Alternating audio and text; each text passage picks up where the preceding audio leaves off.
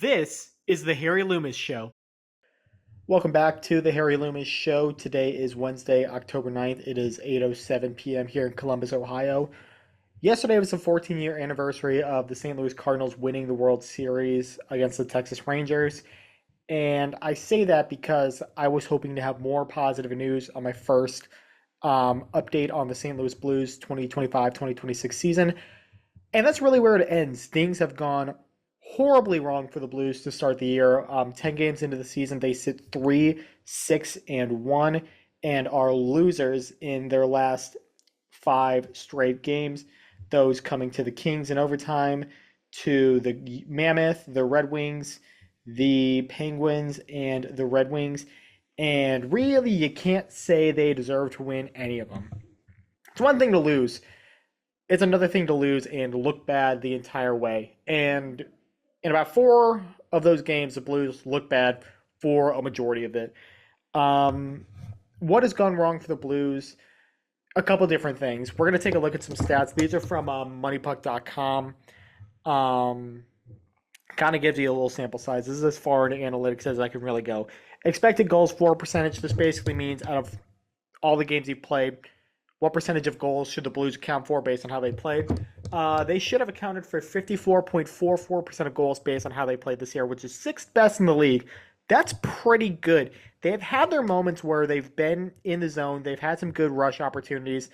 And are they converting? Are they not converting? Their real goals for percentage is 41.18%, which tanks them down to 30th out of 32 teams in the league. Objectively terrible. Now, you can look at that one of two ways. Is the goaltending bad or the Blues not finishing their chances? Worst case scenario is that it's both. And sadly for the Blues, it's both. Start with expected goals for percentage, or expected goals for. The Blues should have 25.32 goals through their first 10 games of the season. Again, 6th best in the league. That is good. Their actual goals for, they have 21 on the season, tied for 13th in the league, but they are losing out on 4.32 goals so far in the season, almost half a goal per game. Not great. Now we move on to the goaltending. The Blues have played at a pace where they should have surrendered 21.19 goals against so far this season, which is rate 14th in the league. And they have allowed 30, the highest amount of goals in the league. They are giving up 8.81 goals more than expected. And in total, they are losing out on a combined 13.13 goals when you combine the ones they're losing out for and the ones they're giving up against. Terrible, terrible, terrible. And you can tell, based on looking at these numbers, the biggest issue is the goaltending. Something that the Blues thought was going to be an advantage this season. We talk about Jordan Binnington and Joel Hofer being one of the better combos in the league. And at their best, they 100% are. That's why not a lot of panic was ensuing when the Blues lost Colton Ellis on waivers to the Buffalo Sabres. Because the last time a goalie other than Jordan Binnington or Joel Hofer took the crease for the Blues was Thomas Greiss back in 2023. They have had a lot of luck with these guys not only playing relatively well, but being relatively healthy. They have been horrible to start the year. And some of it is on the defense, I know.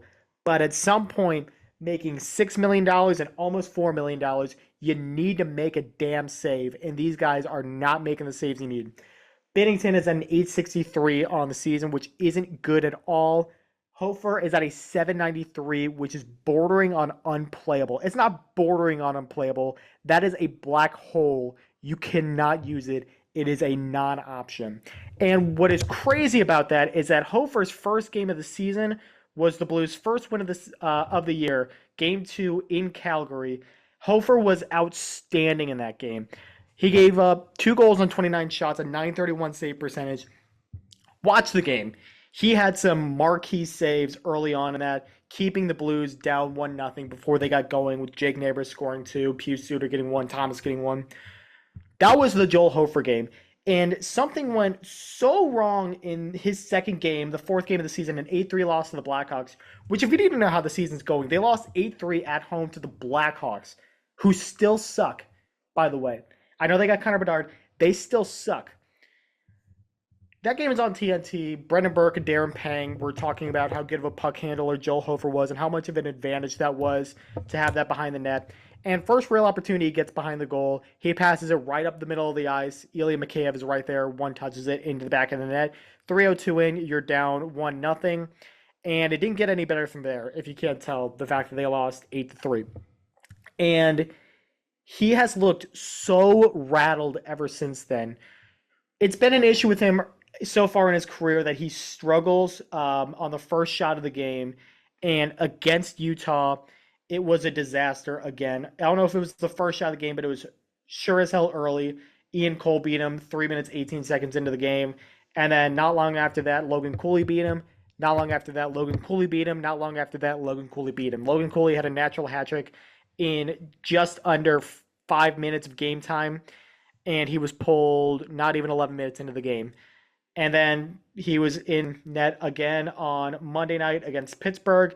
Not even a minute into the game, 2 goals against. First one, Brian Rust beats him cleanly.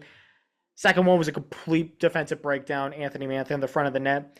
But sometimes you just need a save. The Blues are not getting them, plain and simple.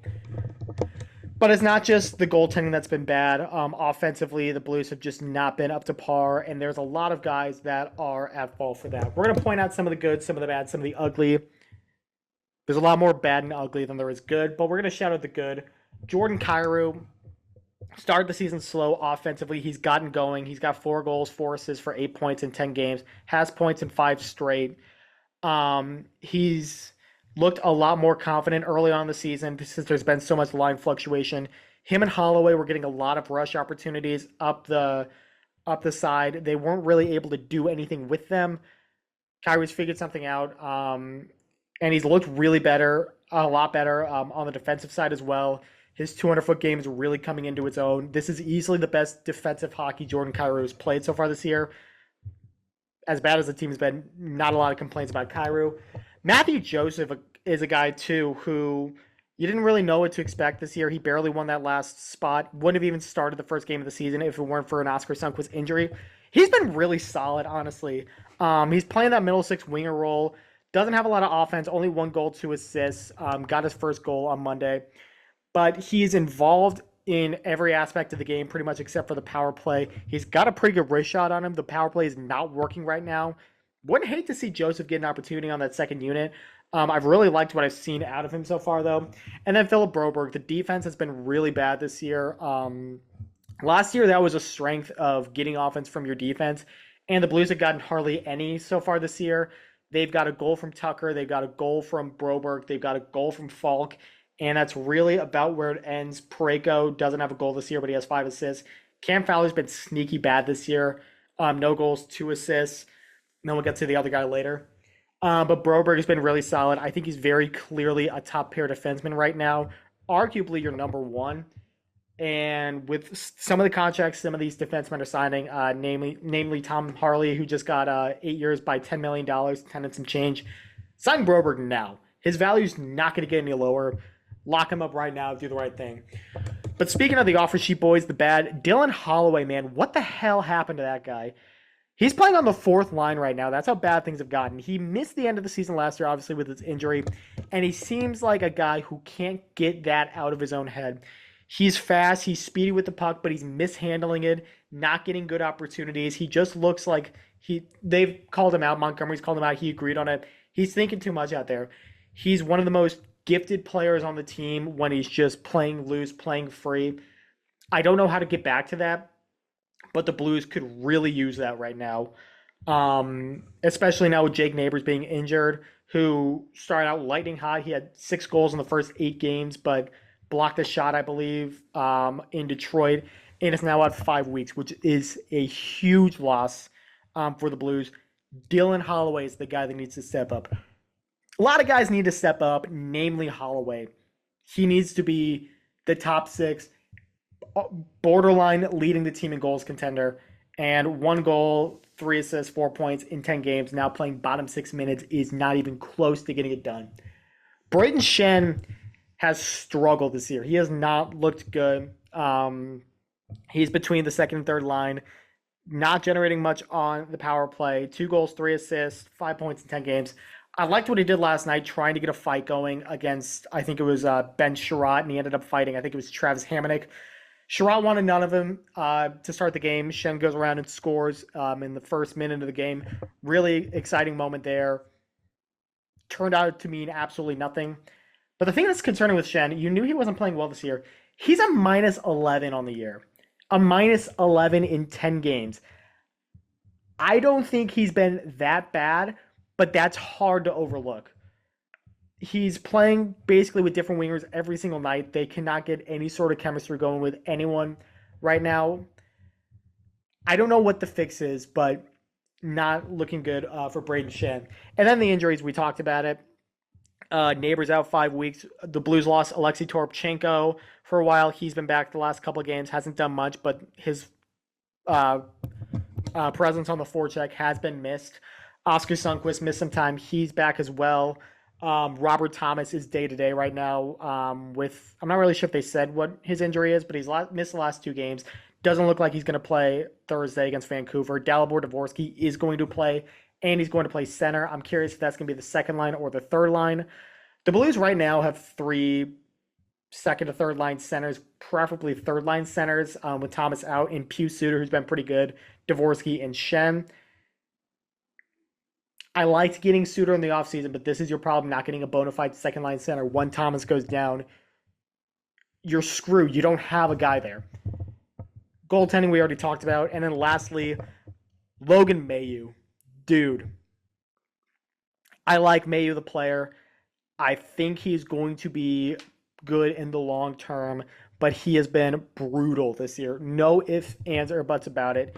He's making bad decisions in the defensive zone, which we knew was going to be kind of the biggest concern with him, was his decision making in his own zone.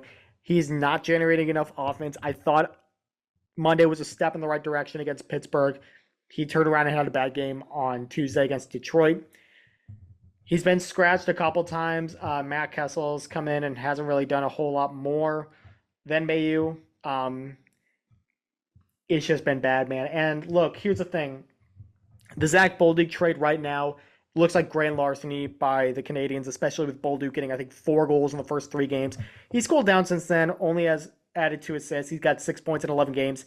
Still, you take that over what Mailloux's been. The Blues were never going to win this trade in the short term. Mailloux is a project. Bolduc is an excess good. You had plenty of wingers. You had to get a defenseman. That was the trade-off.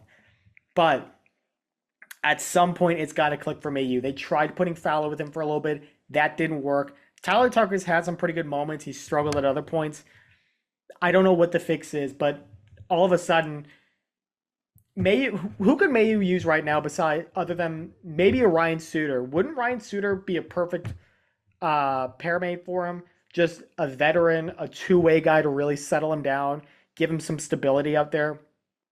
Who would have thought that that's a situation the Blues might find themselves in right now? But Mailloux's got a long way to go and not a short time to get there, but Blues fans are getting very, very impatient with this entire team, and it's hard to fault them.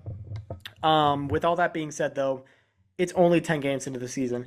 There was enough here, the expected goals for percentage and just quantitative, that tells you that there is something building here. There are getting good opportunities. Maybe they just need a little bit of puck luck. Maybe they just need a save. But this is the 4th year in a row the Blues have started like crap. And this Central Division is too good right now to continue to allow this to happen. You can't ride a 12-game win streak every single year and hope that's going to get you something better than a wild card playing the President's Trophy winner. Utah's playing really well this year. Minnesota has struggled, but they're still ahead of you in points. Those are the guys you are competing with for those wild card spots, and they are lapping you right now. Utah has over 2 times as many points as the Blues do right now. They do not have as much time as they think to get it turned around, but they have some time. You got Vancouver, you got Columbus on Saturday. I will be at that game. You got to get one win and build on it. Time is ticking. Need a win. Need a win. No way around it. Guys know they need to step up. Goalies know they need to make saves. Just got to get it done. It's the NHL. No excuses. You got to get it done. That does it for the Harry Loomis show. Hopefully my next update is a little bit more positive, but I thank you guys for watching. We'll talk again soon. This is the Harry Loomis show.